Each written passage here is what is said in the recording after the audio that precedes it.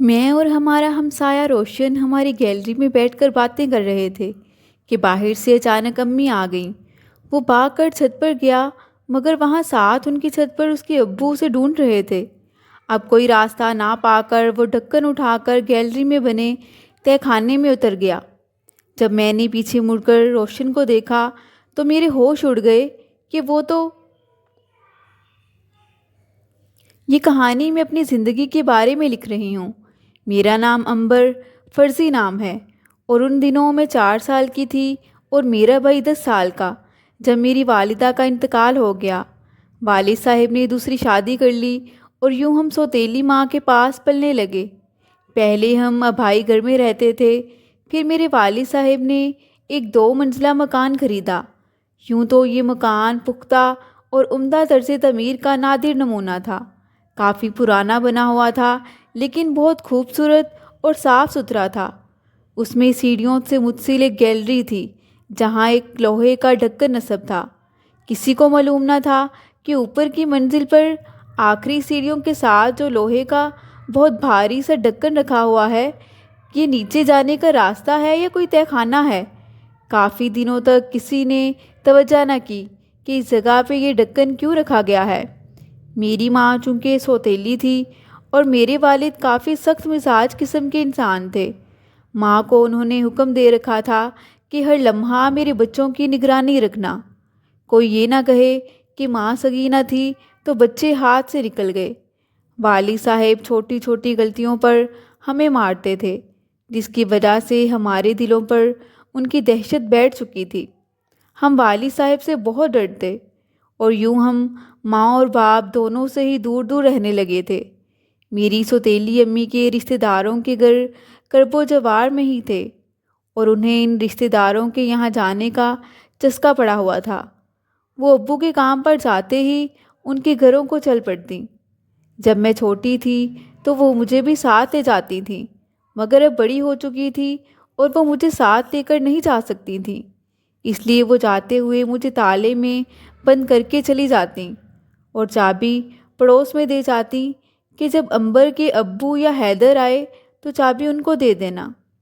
بھائی نے چونکہ میٹرک بھی نہ کیا اور پڑھائی چھوڑ دی تھی، اس لیے وہ بھی ابو کے ساتھ اب کام پر جاتا تھا۔ میں گھنٹوں اکیلے گھر میں تالے میں بند رہتی، نہ کوئی بات کرنے کو تھا۔ یہ احساس کہ میں قید ہوں مجھے ذہنی اذیت میں مبتلا کر دیتا تھا۔ جب چھوٹی تھی تو میں سارے گھر میں چکر لگاتی اور کبھی سیڑھیاں پھلانگتی، اوپر سے نیچے اور نیچے سے اوپر جاتی، اور کبھی چھت پر چلی جاتی کہ کسی تو اور وقت کٹے۔ اب میں 20 برس کی ہو چکی تھی۔ کبھی کبھار اب جب میں چھت پر کپڑے ڈالنے جاتی تو ساتھ والے ہمسایوں کی چھت پر مجھے ایک نوجوان پڑتا ہوا دکھائی دیتا۔ وہ ایک سرخ و سفید کڑیل جوان اور بہت خوبرو نوجوان تھا۔ یہ ہمارے ہمسایوں کا بیٹا روشن تھا، جو ماں باپ کا اکلوتا بیٹا اور 3 بہنوں کا بھائی تھا۔ 2 بہنیں شادی شدہ تھیں اور ایک چھوٹی تھی۔ روشن کالج کا اسٹوڈنٹ تھا، اور میں نے جب بھی اسے دیکھا بس پڑھتے ہوئے ہی نظر آتا۔ جب کبھی میں چھت پر آتی اور وہ مجھے نظر آ جاتا تو میں اسے بہت دلچسپی سے آنکھیں چرا کر دیکھتی، کیونکہ وہ اپنی پڑھائی میں اس قدر مشغول ہوتا کہ اسے ارد گرد کی کم ہی ہوش ہوتی تھی۔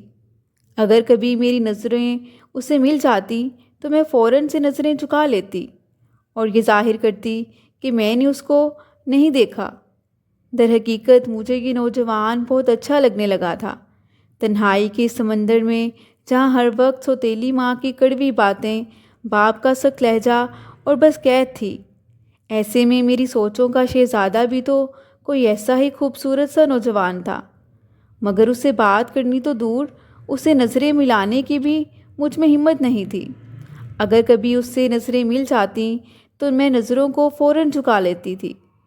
ایک دن یوں ہی جب امی گھر سے نکلی ہوئی تھیں اور میں کپڑے دھو کر چھت پر ڈالنے گئی، میں سیڑھیوں سے اتر رہی تھی کہ اچانک خیال آیا کہ دیکھوں اس ڈھکن کے نیچے کیا ہے۔ تجسس کے مارے زور لگا کر اسے کھسکایا۔ ڈھکن کافی بھاری تھا، اس میں ذرا سی درز بن گئی۔ میں نے اندر جھانکا، لیکن مجھے کچھ نظر نہ آیا۔ اندر گھپ اندھیرا تھا۔ میں نیچے سے ٹارچ لائی اور ٹارچ سے اس میں روشنی ڈالی۔ محسوس ہوا کہ جیسے یہ تہہ خانہ ہے، لیکن روشنی کے چھوٹے سے دائرے نے بھی یہ معمہ حل نہ کیا کہ اندر کیا ہے۔ میں چھت پر پڑا ہوا رسہ اٹھا لائی اور اسے اس درز میں ڈالا۔ رسہ کافی مضبوط اور لمبائی میں بھی 20 فٹ سے زیادہ تھا۔ میں نے اس کی گہرائی جاننے کے لیے رسہ اس درز میں ڈالا، یہاں تک کہ آخری سرا میرے ہاتھ میں رہ گیا، جسے میں نے سیڑھیوں کے جنگلے سے باندھ دیا، مگر تہہ خانے کا اندازہ نہ ہو سکا۔ اس میں اترنے کے لیے سیڑھیاں وغیرہ بھی نہیں تھیں۔ میں نے پورا زور لگا کر ڈھکن کو آدھا سرکا دیا، مگر وہاں اندھیرے کے سوا کچھ نہ ملا۔ میں نے پھر سے زور لگا کر پورے ڈھکن کو دوبارہ اسی طرح رکھ دیا جیسے وہ پہلے تھا، اور رسہ باہر کھینچ لیا۔ میرے گھر والوں نے بھی اس جگہ کو غیر ضروری اور بے فائدہ سمجھ کر فراموش کر دیا تھا، جہاں دھوپ جا سکتی تھی اور نہ تازہ ہوا۔ بھلا ایسی جگہ کس کام کی تھی؟ اس روز میں مشقت لا حاصل سے تھک کر بیٹھی سوچ ہی رہی تھی کہ نہ جانے یہ کس مقصد کے لیے بنایا گیا ہے کہ دفتن در پر دستک ہوئی۔ میں کچھ حیران ہوئی، چونکہ بھائی، ابو یا امی میں سے جب بھی کوئی آتا وہ پڑوس سے چابی لے کر خود ہی تالا کھول کر اندر آ جاتے تھے۔ اب جب کہ باہر تالا لگا تھا پھر بھی کوئی در بجائے جا رہا تھا۔ آنے والا شاید اندھا ہے کہ اسے باہر تالا نہیں دکھ رہا۔ یہ سوچتی سوچتی میں دروازے پر پہنچی، آواز دے کر پوچھا، کون ہے؟ کیا باہر تالا نظر نہیں آ رہا؟ باہر سے بہت نرم لہجے میں جواب آیا، میں روشن ہوں۔ یہ سنتے ہی مجھے جیسے اپنے کانوں پر یقین نہیں آ رہا تھا۔ دل میں ایک خوشی کی لہر دوڑ گئی۔ وہ کہنے لگا، امی اور ہم سب گھر والے کہیں جا رہے ہیں، چابی لے لیں۔ امی نے کہلوایا ہے کہ خالہ یا انکل نہ جانے کب آئیں کہ چابی ان کے گھر دے آؤ۔ میں نے کہا، لیکن کیسے لوں؟ باہر تو تالا پڑا ہے۔ ہاں، اچھا، چھت پر آ کر لے لیں۔ میں اپنی چھت سے آپ کی طرف پھینک دیتا ہوں، آپ اٹھا لینا، اور جب آپ کے بھائی یا والد آ جائیں تو انہیں بتا دینا کہ چابی آپ کے پاس ہے۔ ٹھیک ہے؟ میں نے اس تنہائی میں کسی آدم ذات کی آواز سن کر خوشی بھری آواز میں کہا، میں چھت پر جا رہی ہوں، آپ اوپر آ کر چابی پھینک دیں۔ میں دوڑتی ہوئی چھت پر پہنچی۔ وہ بھی آ چکا تھا۔ ان کی اور ہماری چھتوں کی منڈیروں کے درمیان 2 ہاتھ کا فاصلہ تھا۔ وہ چاہتا تو آسانی سے منڈیر پھلانگ کر ہماری چھت پر آ سکتا تھا، لیکن وہ اپنی چھت پر رہا اور ہاتھ بڑھا کر چابی میری جانب اچھال دی۔ میں نے کہا، آپ اس چابی سے تالا کھول کر میرے ہاتھ میں بھی دے سکتے تھے۔ وہ جیسے کچھ سوچنے لگا، جیسے یہ بات اس کے بھی ذہن میں نہ آئی ہو۔ ایسا کرنے سے امی نے منع کیا تھا۔ انہوں نے کہا تھا کہ میں چابی آپ کے دروازے کی دہلیز سے اندر پھینک دوں، مگر مجھے وہاں سے چابی اندر پھینکنے کو کوئی سوراخ یا جگہ نہیں ملی، اور دہلیز اتنی تنگ ہے کہ چابی اندر نہیں جا سکتی تھی۔ لہٰذا چھت سے دینے کا خیال آ گیا۔ آج اتنے دنوں کی آرزو بھر آئی تھی، اس سے بات کرنے کا موقع ملا تھا۔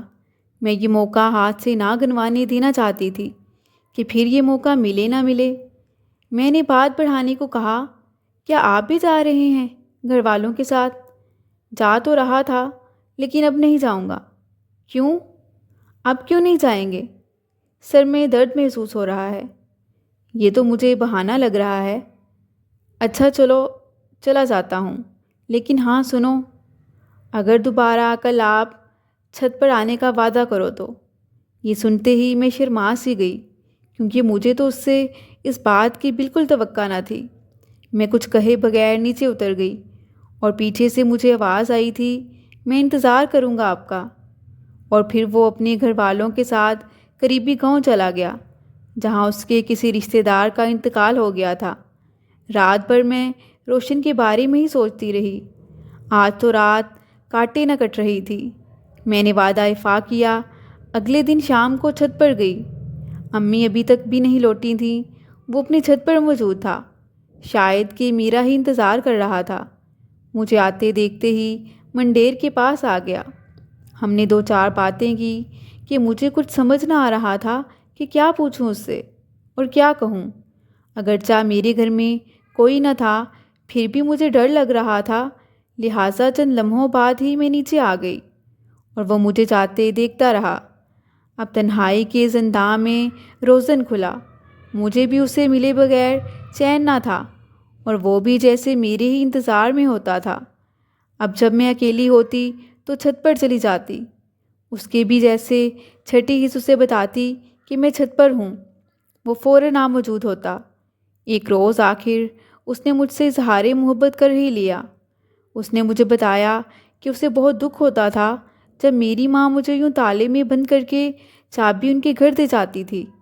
میرے دل میں تمہارے لیے پہلے ہی ہمدردی تھی۔ میں اکثر پہلے بھی سوچتا کہ یہ لڑکی کتنی مظلوم ہے جس سے اس کی ماں ایسا سلوک کرتی ہے، کیونکہ ہمارے گھر میں بھی میری ماں اور بہنیں اکثر تمہارا ذکر کرتی تھیں اور تمہاری ماں کے تمہارے ساتھ سلوک کے بارے میں بھی۔ اس نے مجھ سے وعدہ کیا کہ وہ مجھ سے شادی کرے گا اور ایک نہ ایک دن وہ ضرور اپنے ماں باپ کو میرے گھر رشتے کے لیے لائے گا اور مجھے اپنی دلہن بنا کر اس قید سے لے جائے گا۔ اس کی باتیں سن کر میں نے کہا، میں کیسے یقین کر لوں؟ ایک دن آپ بھی بدل جائیں گے۔ اس نے کہا کہ میں وعدہ کرتا ہوں کہ میں صرف تم سے شادی کروں گا۔ میں اپنے ماں باپ کا اکلوتا بیٹا ہوں، وہ میری کوئی بات نہیں ڈالتے۔ میں انہیں مجبور کروں گا اور اگر تمہارے ماں باپ نہ بھی مانیں تو مجھے ان کی ہر شرط قبول ہوگی۔ میں تمہیں ہر قیمت پر حاصل کروں گا۔ میں تمہارے سارے دکھ اپنے دامن میں سمیٹ لینا چاہتا ہوں۔ میں نے اس کی آنکھوں میں واقعی اپنے لیے محبت دیکھی تھی۔ اس دن کی خوشی میں بیان نہیں کر سکتی۔ ساری رات روشن کے ساتھ مستقبل کے خواب بننے میں گزر گئی۔ اب مجھے اس تنہائی کی قید میں بھی سکون محسوس ہونے لگا تھا، کیونکہ اب مجھے ہر پل اپنے ساتھ کسی کے ہونے کا احساس ہوتا تھا۔ میں جب بھی تنہا ہوتی روشن سے ملنے چھت پر چلی جاتی اور اپنے دکھ اس سے بیان کرتی اور وہ میری دل جوئی کرتا۔ بعض اوقات ماں کے میرے ساتھ کسی برے سلوک کے بارے میں سن کر اس کی آنکھوں میں آنسو آ جاتے۔ ہماری محبت پاک تھی۔ ہم اپنی اپنی چھتوں پر کھڑے ہو کر ہی باتیں کر لیا کرتے۔ ایک دن دوپہر کو جبکہ سورج نصف النہار پر تھا اور گرمی بھی بہت تھی، ہم اپنی اپنی چھتوں پر کھڑے تھے۔ میں نے کہا کہ دھوپ بہت تیز ہے، جب گھر میں بھی کوئی نہیں ہے پھر ہم کیوں دھوپ میں چل رہے ہیں؟ آؤ گیلری میں بیٹھ کر باتیں کرتے ہیں۔ سیڑھیوں کے پاس اس جگہ جہاں لوہے کا ڈھکن تھا ہم بیٹھ گئے اور پھر باتیں کرنے لگے، اور پھر یہ گیلری ہماری محبت کی آغوش بن گئی۔ ہم یہاں بیٹھ کر خود کو محفوظ خیال کرتے اور ساری دنیا سے چھپ کر باتیں کرتے۔ یہ عمر ناداں تھی، ہم سراپا خوف تھے، لیکن چاہے جانے کی آرزو بھی شدید تھی۔ میں سارا دن قید تنہائی کی اذیت سہتی تھی۔ ماں کا خیال تھا کہ دروازے کو باہر سے تالا لگا ہے تو اب عنبر گھر میں محفوظ ہے۔ ماں کے تئیں گویا بیرونی دروازے کو تالا لگانے سے میری حفاظت کا فرض ادا ہو جاتا تھا، اور میں تھی کہ پاگل پنچھی کی طرح اکیلے گھر کے پنجرے میں پھنسی چکر کاٹتی رہتی تھی۔ اللہ جانے یہ محبت کیا چیز ہے، یہ مجھے اس قدر بے قرار رکھتی۔ جبکہ والد صاحب بہت سخت مزاج تھے، ان کی سخت پابندی تھی کہ میں کسی سہیلی کے گھر نہیں جا سکتی تھی اور نہ کوئی سہیلی میرے گھر آ جا سکتی تھی، اور شوہر کے گھر سے جاتے ہی گھر سے باہر جانا میری ماں کا محبوب مشغلہ تھا۔ مسلسل تنہائی کا عذاب سہنے پر دل میں ہوک سے اٹھتی تھی۔ پہلے دعا کرتی تھی در و دیوار کو ہی قوت گواہی مل جائے اور میں دیواروں سے باتیں کروں۔ ایسے میں روشن جیسے انسان کا ساتھ مل جانا اندھیرے راستے پر چراغ جل جانے کے مترادف تھا۔ میں جوانی میں داخل ہو چکی تھی اور اس عمر میں سخت گیر باپ کا خوف کسی بھوت کی مانند دماغ پر قبضہ تو کر لیتا ہے، مگر میں دل کے ہاتھوں مجبور ہو چکی تھی۔ ماں سوتیلی تھی اور کوئی غمگسار بہن بھی نہ تھی۔ ایسے میں روشن کا چھت پر ملنا متاع عزیز لگا۔ عمر کے جس دور میں خواب سنہرے ہو جاتے ہیں، نتائج کی پرواہ رہتی ہے اور نہ خطرات کی، سنگینی کا احساس۔ ابو اور بھائی صبح سویرے چلے جاتے، تھوڑا سا گھر کو سمیٹ کر ماں جو ہی تالا لگا کر چابی پڑوس میں دینے جاتی، روشن کو خبر ہو جاتی کہ اب میں گھر میں اکیلی ہوں۔ وہ اپنی چھت سے ہماری چھت اور پھر وہاں سے سیڑھیاں طے کر کے گیلری میں آ جاتا۔ میں پہلے ہی اس کی منتظر ہوتی اور یوں لامتناہی باتوں کا سلسلہ شروع ہو جاتا۔ ماں ہفتے میں کم از کم 4 بار ضرور اپنے گھومنے پھرنے کے شغل کو پورا کرتی تھی۔ ایک روز میں اور روشن سیڑھیوں سے متصل گیلری میں بیٹھے باتیں کر رہے تھے کہ ماں کے پکارنے کی آواز سنائی دی۔ دراصل ہم باتوں میں کچھ اس طرح مشغول تھے کہ تالا کھولنے کی آواز ہی نہ شاید سن سکے، اور ماں صحن سے آواز دیتی مجھے کمرے میں آ گئی۔ مجھے وہاں نہ پایا تو آوازیں دینے لگی، امبر امبر، ارے کہاں مر گئی ہے؟ ماں کی پکار سن کر میرے تو جیسے ہوش اڑ گئے۔ میں نے فوراً روشن کو اشارہ کیا کہ چھت پر چلے جائیں۔ وہ فوراً وہاں گیا، مگر اگلے ہی لمحے لوٹ آیا۔ کہنے لگا، چھت پر میرے والد اور چچا کھڑے ہیں، شاید وہ مجھے تلاش کرتے اوپر آ پہنچے ہیں۔ اس کے چچا اصل میں اسے بلانے ان کے گھر آئے تھے۔ انہوں نے اسے ساتھ لے کر اپنے بیٹے کو ہسپتال لے کر جانا تھا۔ جب اس نے بھائی اور بھابھی سے پوچھا کہ روشن کہاں ہے، ماں نے کہا کہ ابھی تو یہاں ہی تھا۔ باپ نے کہا کہ اوپر گیا ہے۔ اس نے بیٹی کو چھت پر سے روشن کو بلانے بھیجا۔ وہ چھت پر سے بھائی کو بلانے آئی تو روشن کو وہاں نہ پایا۔ یوں اس نے نیچے جا کر بتایا کہ روشن بھائی چھت پر نہیں ہیں۔ باپ نے کہا کہ ابھی تو میں نے اسے اوپر جاتے دیکھا تھا۔ وہ اب خود ہی اسے ڈھونڈنے اوپر آ گئے اور پیچھے پیچھے چچا بھی آ گئے۔ ادھر جب مجھے ماں تمام گھر میں تلاش کرنے کے بعد سیڑھیوں کے نیچے موجود واش روم کی طرف آئی تو میرا سر چکرا گیا۔ سوچا اب روشن کو کہاں چھپاؤں؟ اتنے میں والد کی آواز سنی، امبر کہاں ہے؟ گویا وہ بھی آ گئے تھے۔ آج قسمت مجھے پوری طرح ہمارے خلاف لگ رہی تھی۔ باپ کی آواز سن کر میں تھر تھر کانپنے لگی۔ آج خیر نہیں۔ روشن اپنی چھت پر باپ اور چچا کے سامنے جا بھی نہیں سکتا تھا کہ اس کے باپ کو معلوم تھا کہ زیادہ وقت اس گھر میں ایک جوان لڑکی تنہا ہی ہوتی ہے۔ چھت پر روشن کا باپ اور سیڑھیوں کے پاس میرے ماں باپ، ہم آج بری طرح پھنس گئے تھے۔ اچانک میری نظر لوہے کے ڈھکن پر ٹک گئی جس کے پاس ہم دونوں کھڑے تھے۔ پاس ہی رسہ ایک ڈھیری کی صورت میں موجود تھا جس کا ایک سرا سیڑھی کے جنگلے سے میں نے ہی ایک دن باندھا تھا اور دوبارہ اسے کھولا ہی نہیں۔ گھر میں کسی اور نے بھی اس رسے کو کھولنے کی جسارت نہیں کی تھی۔ مجھے ڈھکن کی طرف دیکھتے پا کر روشن نے بھی کچھ سوچا اور پھر پورا زور لگا کر ڈھکن کو اٹھا لیا۔ اس نے جلدی میں مجھ سے پوچھا، کیا ہے نیچے؟ شاید تہہ خانہ ہے، میں نے جواب دیا۔ تبھی اس نے آنن فانن رسے کو اس میں ڈالا اور پھر اسے پکڑ کر اندھیرے میں اترتا چلا گیا۔ اس وقت تو میں ڈھکن کو کھسکا کر اس کی پہلی جگہ بھی نہ رکھ سکتی تھی۔ میں نے جلدی سے زور سے آواز دی، بس آ رہی ہوں ابو جی، اور میں جلدی سے سیڑھیاں اترنے لگی۔ اس سے پہلے کہ میرے ماں باپ خود گیلری تک پہنچ جاتے میں خود نیچے پہنچ گئی۔ اوپر کیا کرنے گئی تھی؟ بیک وقت دونوں نے سوال کیا۔ امی، وہ کئی دن سے اوپر کی سیڑھیاں مٹی مٹی ہو رہی تھیں، بیکار بیٹھنے سے جی گھبرانے لگا تو میں نے سوچا کہ صفائی کر دوں۔ صد شکر کہ صبح میں نے سیڑھیاں اوپر تک صاف کر لی تھیں۔ ماں باپ دونوں صاف ستھری سیڑھیاں دیکھ کر چپ ہو گئے اور میں نے شکر ادا کیا کہ آج قسمت نے میرا پردہ رکھ لیا تھا۔ میرے والد اوپر نہیں گئے۔ میرا خیال تھا کہ خطرہ ٹلتے ہی روشن رسے کے ذریعے اوپر آ جائے گا اور وہاں سے چھت کے راستے اپنے گھر چلا جائے گا۔ بھائی کے آنے کا وقت ہو رہا تھا۔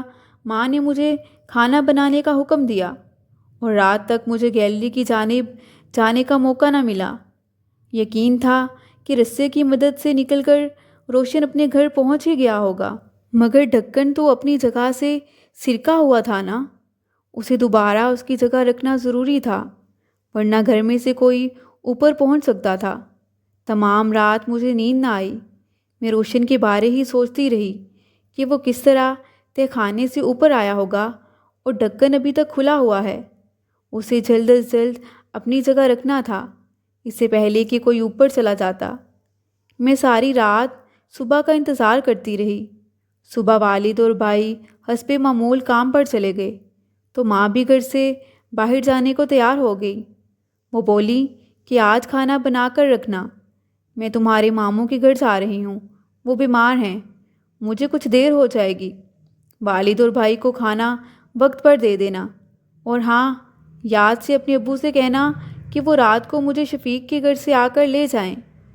میں نے کہا جی اچھا، اور شکر کیا کہ یہ جا رہی ہیں لمبے وقت کے لیے۔ انہوں نے حسب معمول دروازہ بند کر کے باہر سے تالا لگایا اور چابی پڑوسن کی بیٹی یعنی روشن کی بہن کو دے دی اور کہا کہ اندر جا کر ماں کو دے دو۔ ان کے جاتے ہی ایک لمحے کی تاخیر کے بنا میں دوڑ کر سیڑھیوں کی طرف گئی اور تیزی سے سیڑھیاں چڑھنے لگی۔ ڈھکن اسی حالت میں پڑا تھا جیسا کل میں چھوڑ کر گئی تھی۔ میں نے تہہ خانے میں جھانکا، مجھے اندر گھپ اندھیرے کے سوا کچھ دکھائی نہ دیا۔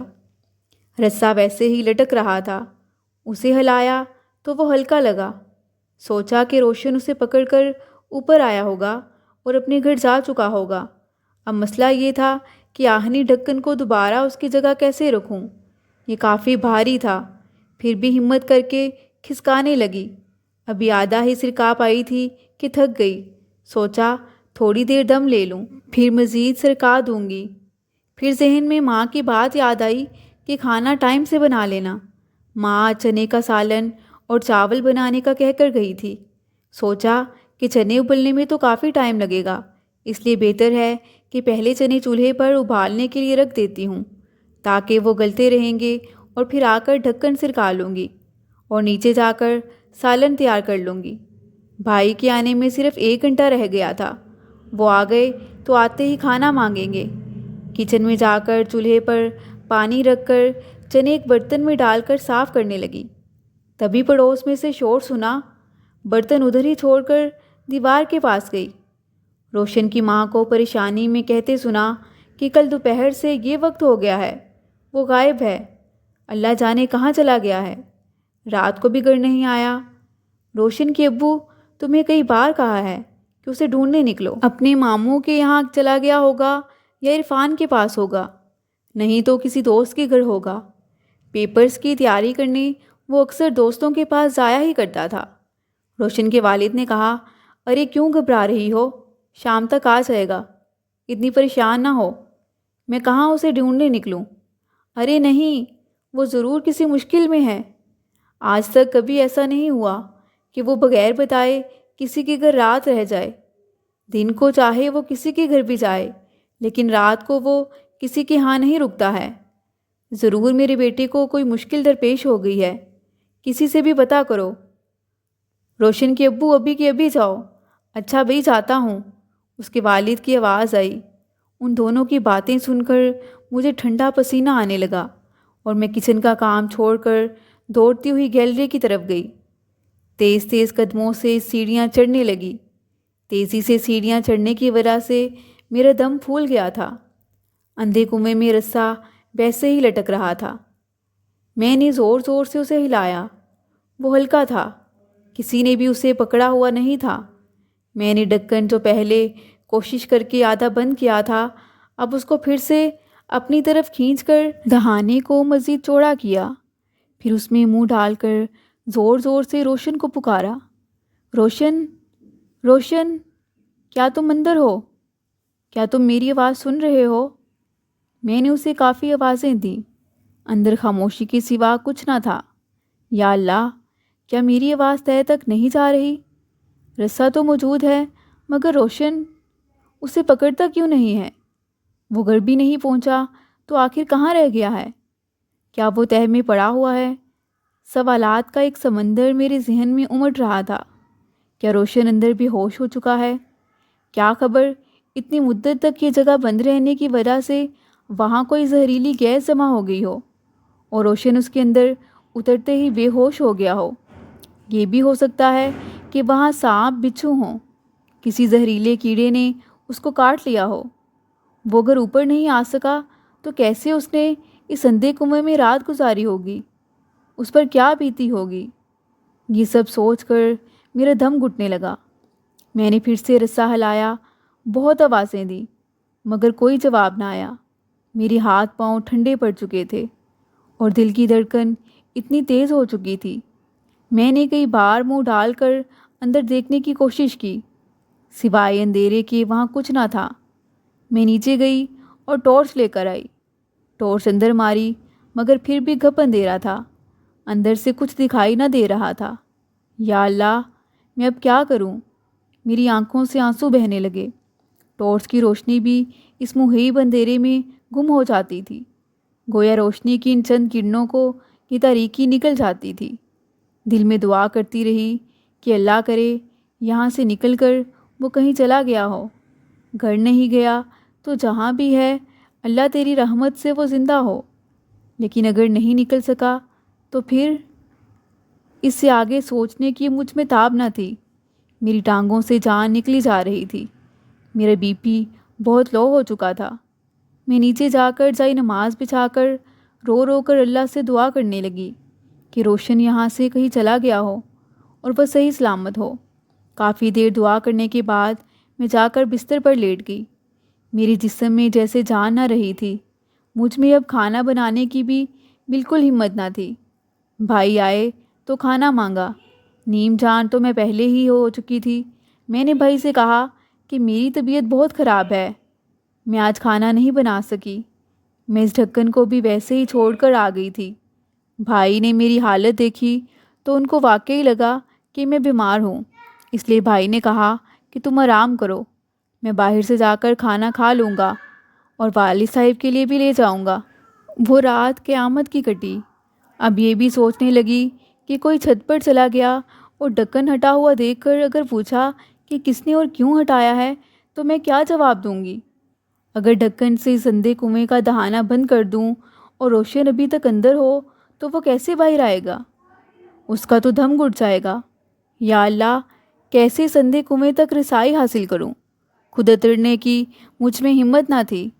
روشن کا حال بھی نہیں جان سکتی تھی جب تک کہ وہ رسہ پکڑ کر خود اوپر آنے کی صحیح نہ کرتا۔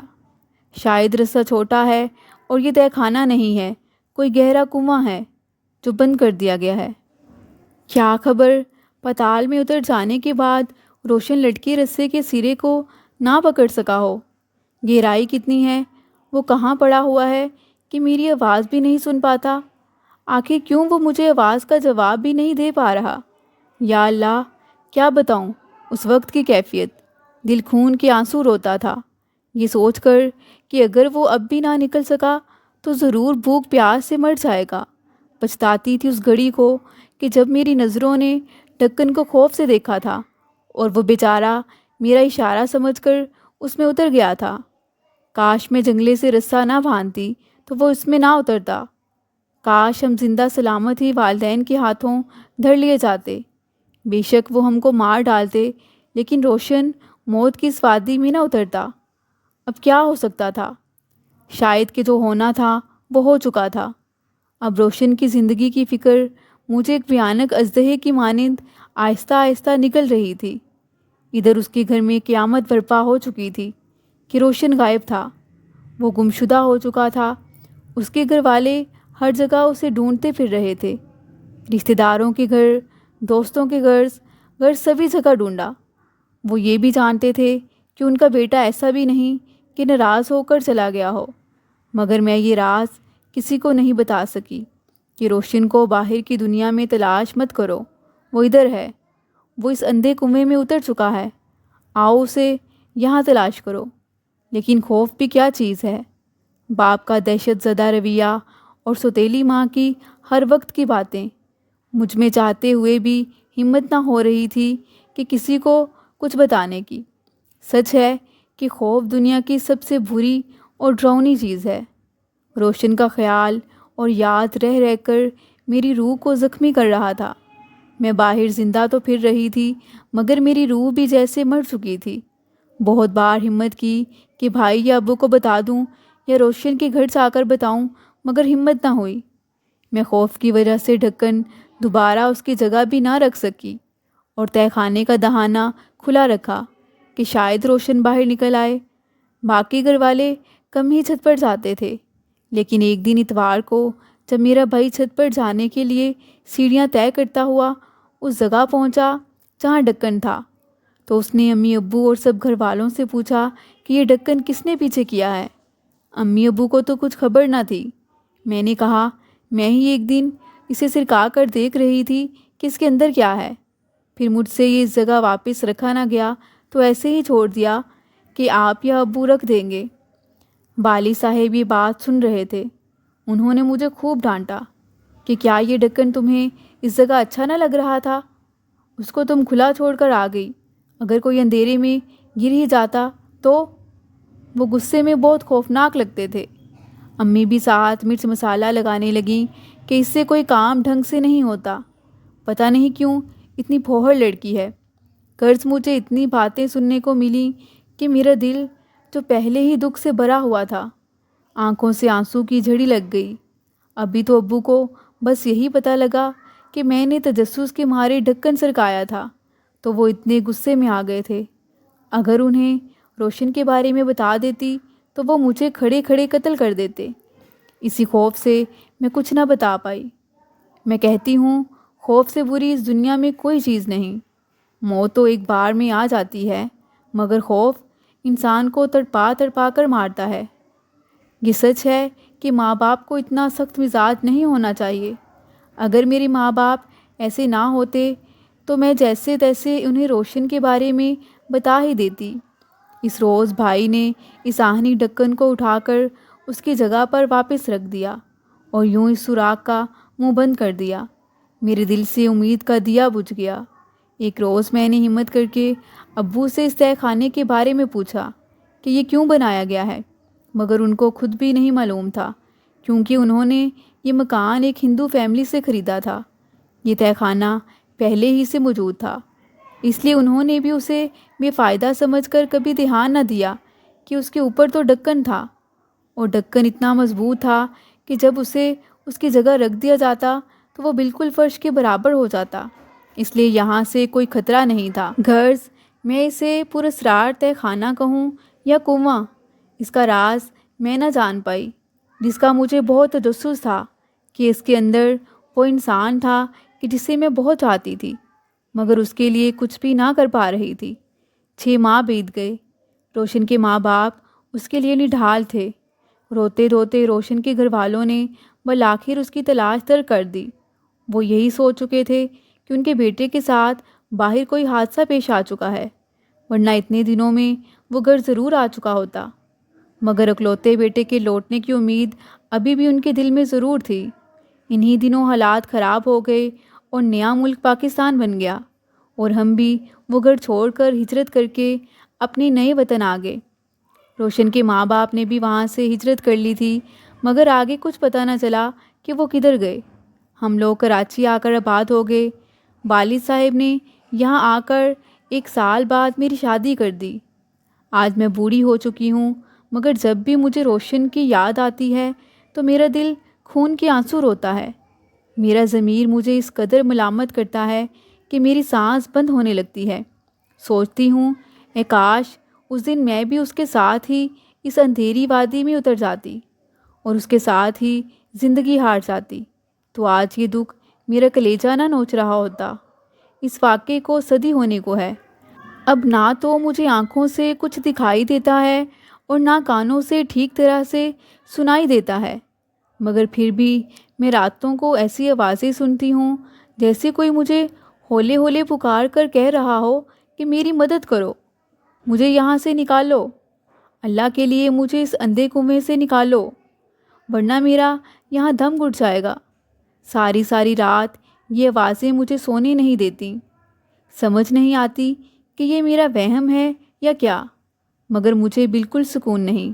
تمام وقت اللہ کی عبادت میں مشغول رہتی ہوں اور موت کی دعا کرتی ہوں تاکہ مجھے اس اذیت ناک یاد سے نجات مل جائے۔ مزید دلچسپ سچی کہانیوں کے لیے چینل کو سبسکرائب کریں۔